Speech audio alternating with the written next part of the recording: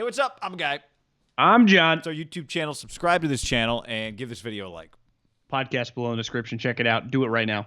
All right, Middlecoff. Steve Berman of The Athletic wrote a piece about the Warriors. Barry Sports Guy wrote a piece about the Warriors' TV ratings based off our guy Greg Papa said that the Warriors last year did a 3.88 and this year we're doing a 7.36.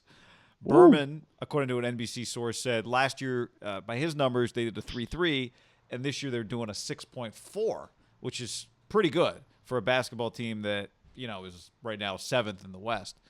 Put some context, like a good NFL game is like 15. When the Raiders are kind of average to below and the Bay still does like a 10, like the NFL's king. Yeah. Right? A good Niner game is like, remember last year a couple when they were humming were like low 20s. Remember a couple Monday night games were like 22, 24. I remember we were guessing big games in the 21, 23 range. I remember when the Warriors were huge, 73 wins, they were doing close to like 10s. I remember like 8 to 10. They were doing huge number.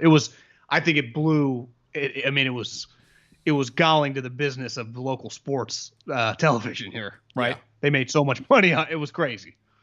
It was out of nowhere. It doesn't surprise me that they're doing well because I've just kind of felt like Steph is back, obviously. They've played in some good games. They've won some games. They've got a guy that creates a little interest in James Wiseman when you have a top type high-end lottery pick. People need things to watch, all that. But I have just kind of felt, just talking to people just ask, just casual conversations. Did you watch the Warrior game? Is like a thing, just a casual thing. That when I just talk randomly about sports to people, it comes up, or talk to somebody, run into somebody on the street, and they'll be like, "Hey, how about the Warriors?" Like it's out there, that kind of just in the conversation. So it doesn't surprise me, but Papa's 7+. If it was 7+ average, I'd be really impressed. 6.4 is pretty impressive, given that this is not like a championship team. In your lifetime, where would you count your just overall interest in the NBA right now for you, since you've been like 10 years old? Where you're at right now in your mid-30s? Yeah, I would say, when I was 10, I would say when I was like 8, 9, it was really high. Where I was living around the Phoenix Suns, the good Suns teams. Barkley had a poster. Then in the 90s, I loved watching Jordan and the Bulls, but I didn't really have a team until the late 90s. I watched the Spurs in those days, so it was pretty high. Kings, late 90s, early 2000s, pretty high. After the Kings got bad, I would say my interest got pretty low. Like, I remember first couple of years of maybe that first year of college, I remember as a freshman, Derek Fisher hit the shot. That was a big moment. I remember watching that game. But I would say, like, mid-2000s, it was probably low. Lowest it's ever been in your, like, sports watching life. Last season was that's my point. Last season was as low as it's ever been. This year it got back. I just started watching it again, but last year was very low for me. But you're talking the Warriors. Years, like, do you feel you follow the league really closely? Yeah. In that whole conversation I was making, I was basketball at a whole. I followed the league a lot less in like I'd say like 05, 06, 07, 08. Those years, college years, that was low. If it wasn't for the Warriors right now, I don't think I would watch that much basketball. I enjoy every once in a while. Like, I have a weird, soft spot for Philly. I just like the Sixers. I've always been a big Doc Rivers guy. And I got to be honest, the Nets are kind of fun. I mean, they really are. You couldn't pay me to watch most NBA games. Now, I got multiple TVs, and that doesn't mean a game can be on in the background. But I've never watched less NBA basketball except for the Warriors. Like, I do watch all their games. And a huge part of that is, like, there is a rock star element with Steph. And we've seen a couple times this year where it's just like on any given night, he can go for 40. Right. And he's fun again. And there is an element to the NBA that I feel we can argue all day long about everything that happened with the league over the last couple of years, but it is that there is no disputing that it is.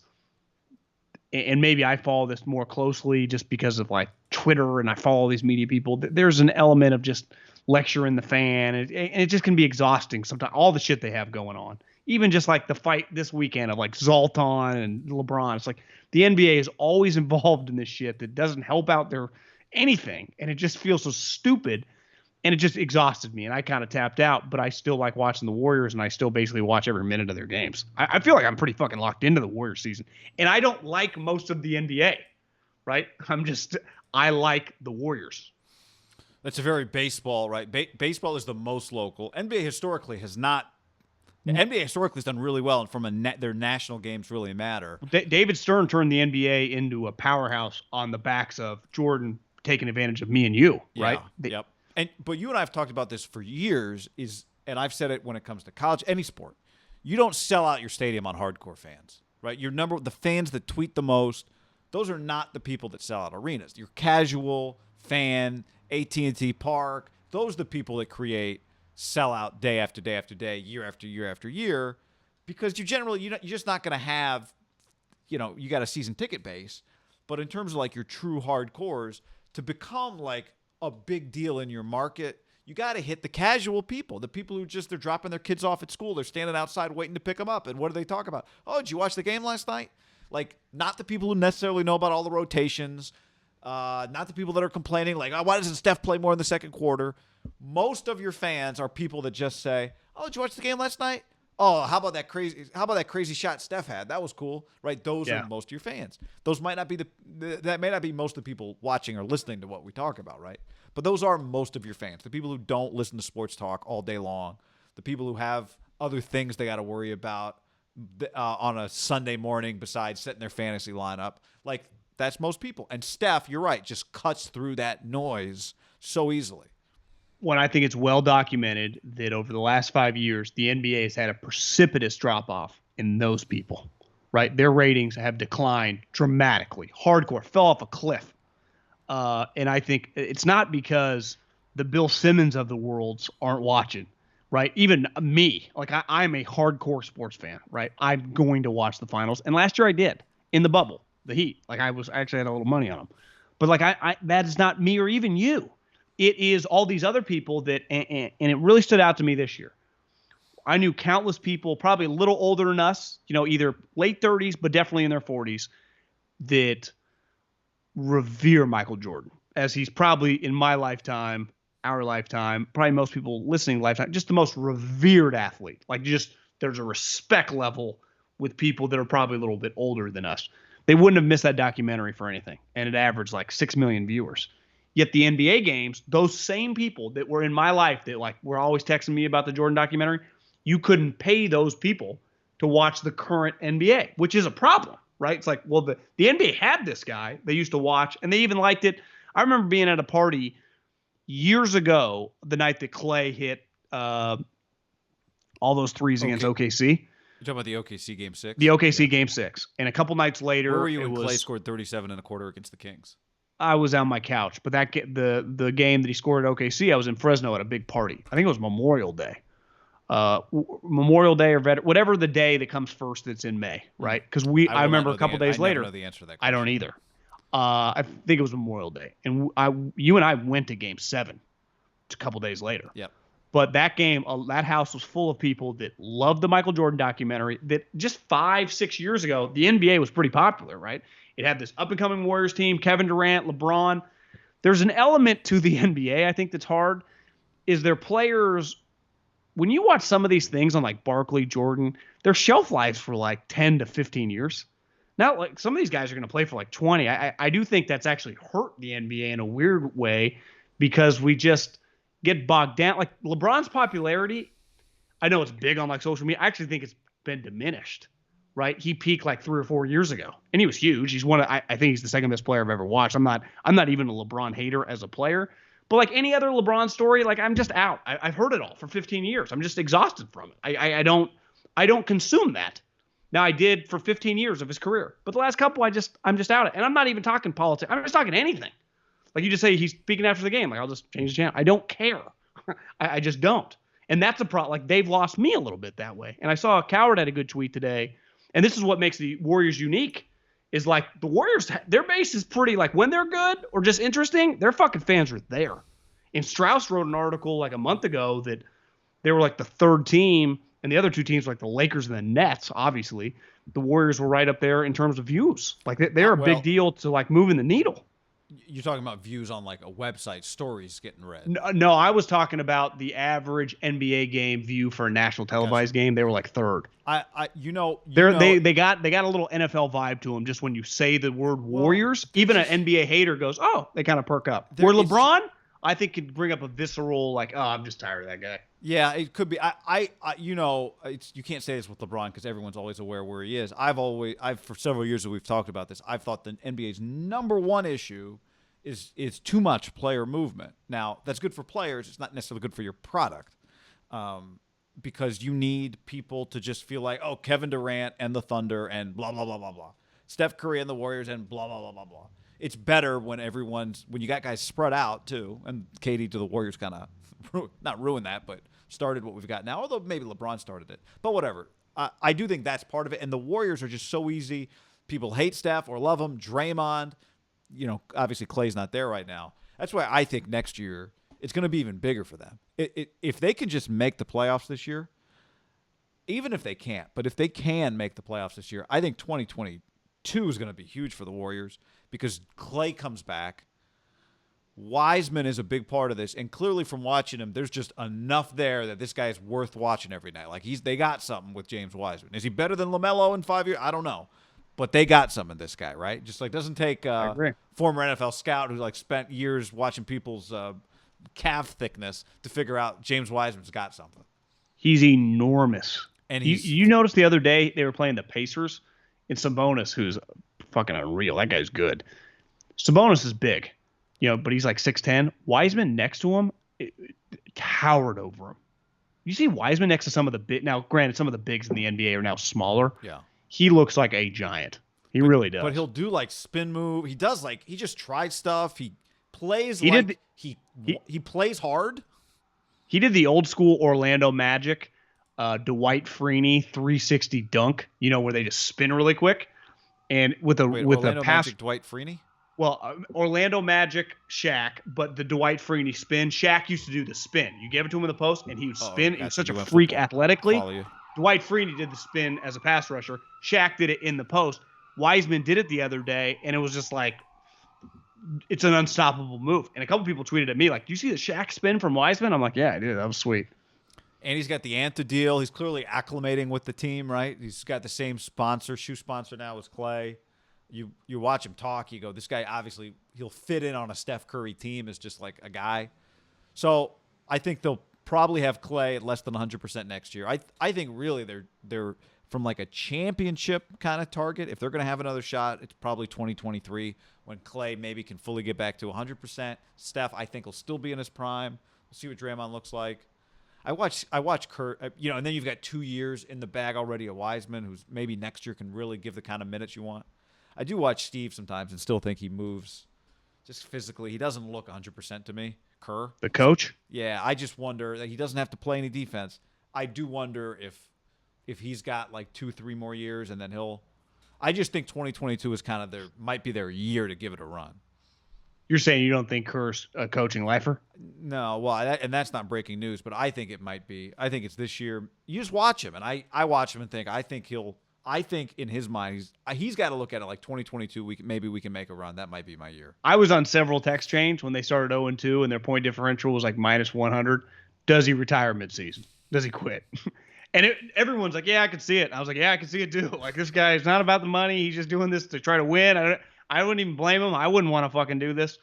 But yeah, I'm with you. They just need Clay to come back. No, I mean, if he can be 85% of what he once was, that would be a huge element. But back to the NBA, a league that is very, very dependent on people watching the games, right? Way more closer to football than they are baseball, and their in-house gate matters because my issue with wrestling was always like the media doesn't get it because none of them have ever paid for a seat. But last year, I remember trying to go to the Zion game at SAC the night the Corona hit. I remember just looking for tickets, and it's just really, I've talked about this. NBA games are very, very expensive, right? I'm talking shitty teams. I think so. It's just the product has to be part of it. It felt like the product was a lot better when we were growing up. But that's where the Warriors, like, they need them to be good because then you got 3 or 4 just star-studded teams. Maybe the league has a chance to be relevant. And the Warriors are just a basic kind of. Do you agree with the LeBron thing? It just feels a little bit like there's just apathy with a lot of people about him. They had an opinion for a long period of time, good or bad. They hated him. It's just when you're around that long, it just kind of becomes meh. Well, I think with those guys, when you're around a long time, the championship number chase matters. How many can how many can Kobe win with Shaq? How many can, Shaq's, I guess, additional championship came at a time when he was like he won so like past his prime. he won like 05 with. My point though is I do think like if LeBron was doing all this on one team, I think it would feel different. I agree.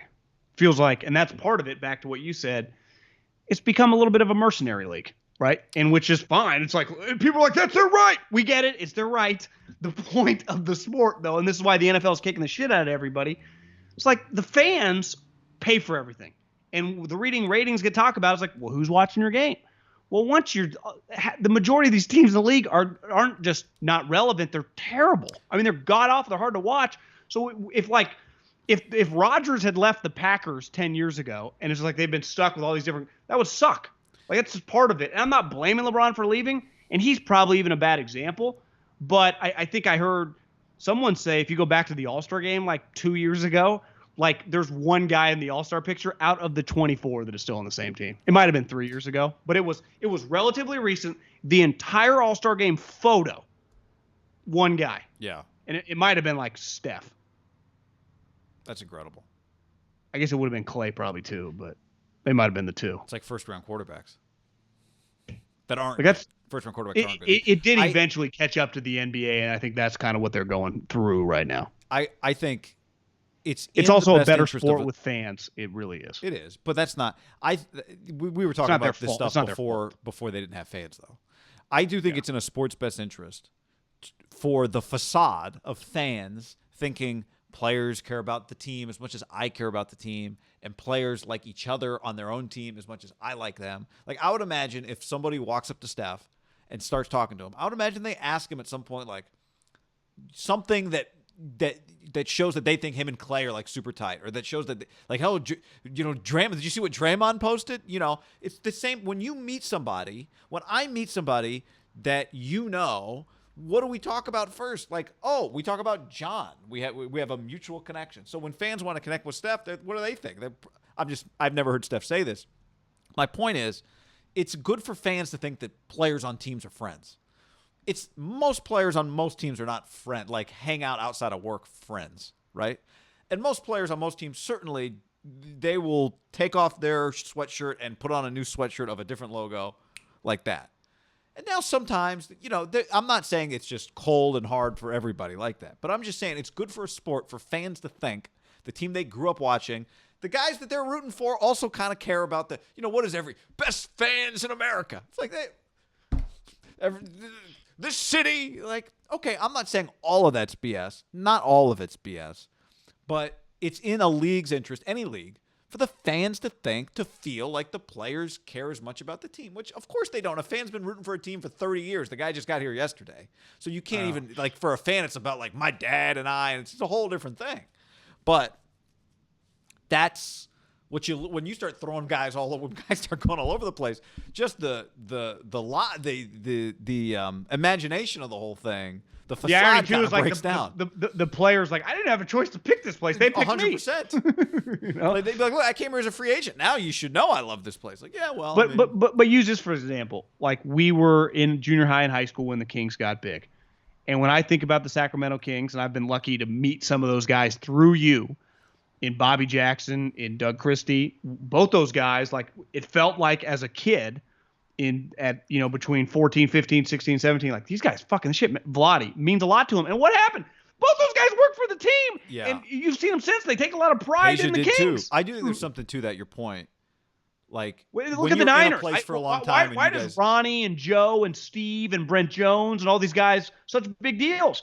Because they feel like a part of the community. I do 100%. I'm not saying those relationships between players and communities don't exist. No, but I'm saying the NBA, they don't. You think like Harden is going to like Houston? Like, no, he didn't give a shit. Yeah, it used to matter. Charles Barkley talks about Phoenix. He still lives there. He loves the place. And Philly, he still goes on to miss Nelly. And I think when people listen to him, like he feels like Philly have a connection to him. I don't feel the connection has just kind of been lost. That the NBA, a lot of times, that's where the Warriors are unique. It feels like Steph and fucking Clay and Draymond are kind of ride or die, right? It's what. Yeah, it's look. I think Kobe. That's why LeBron can win all these championships. He'll never sniff Kobe's impact on Los Angeles, because Kobe was one of them. Why Literally do you think, built his life around him. who do you think was in charge of re-signing Buster Posey or extending Buster Posey to a big contract? The owner? Just anybody. When the players who are clearly going to be past their the people who are thinking about the marketing of a player. Like, my fans connect with this guy. That's why it's important to keep him around. And baseball ops goes, yeah, but we could replace him with 3 other catchers and get the same production for 1/15 of the cost. And they go, yeah, but what do we do for our preseason TV promotions package? How do we sell Buster Posey? We need bobblehead nights, and we need meet and greets, and we need all this other stuff. Like, there's a reason they do it, right? It helps them make money. One thing I think has really been lost in the modern day media, and I'm talking about mainly the NBA, but I think it works for any, guy that's covering the team that becomes close with players. They end up sticking for those players. And a lot of times those players, and you alerted me to this a long time ago, don't always match up with the fans. We're back in the day when you're like, you couldn't write that now. Were the columnists, a Lowell Cone or whoever, it still happens in the Northeast a lot, crushes a player for lack of loyalty or whatever, kind of was speaking for the fan. And at the end of the day, all this fucking shit is paid for by the fans. What the media does would not exist without fans. They literally consume all the content. The money, like, if the fans did not exist watching the NBA, it would just be unreal players at the Y. Right? That's what it would be. It's generated because people watch. That's why the NFL is crushing it right now, because they have the most people watching. It's period, point blank, end of story. Their ratings are the highest. That's it. That's their success. And I think it gets lost. And if you spend time on social media, it's like it's very anti-fan, which I'm glad, because I'm also in the space, and that guy's going to lose, because that guy will continue to talk to less and less people.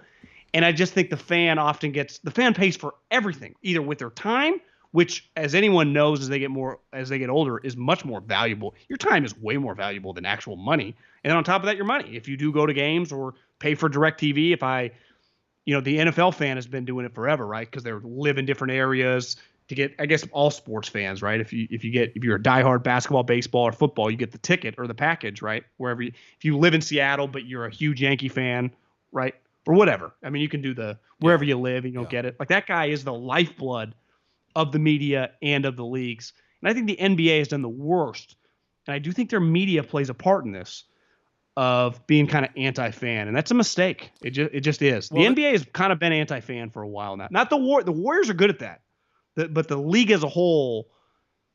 And I'll give LeBron credit. LeBron actually is smart with that shit, but like some of these other players like Kyrie and Russell Westbrook over the years, like, come on, guys, what are you guys doing? But I would argue Russell's been really good for the NBA. Like, he was an easy, you know what I Yeah, mean? he's an easy consumption. Because Yeah. he's fucking Yeah, fun. I wish he was still on the Thunder, but he feels a little irrelevant now. He for sure does.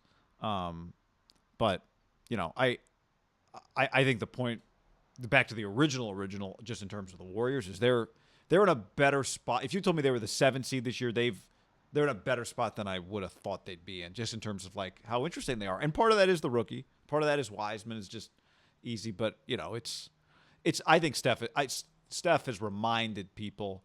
Steph looks to me like he's in his prime still, right? And I think I think part of it was with Kevin. He did give up a little bit of just his star-making potential, and then he's gone for the year. And he looks like he's in his prime this year. I think his prime is longer than I thought it was based on how he looks this year. Well, I think the one thing's clear just in all sports is the health aspect of these guys now has changed. Yeah. It's no longer. This is what I was talking about. The guys' careers, like Charles Barkley played 14 years, right? Magic played 12. Part of it is your career starts earlier because you only play in college. You don't play in college forever. Yeah. That adds. Now, a couple I do years think for sure. one thing somebody told me recently who was in the league for a long time kind of understands the way it works is like a lot of guys are coming in the league, he claimed, with the knees of like 7-year veterans because they play so many AAU games. And why'd Chris Mullin think that? It was so I was like, look, Michael Dickerson. Why is he saying that? Because they wear and tear play playing a lot. pickup. They play he'll say they play like full weekends of tournaments, multiple games a day. There's a ton of wear and tear on guys that come into the league now.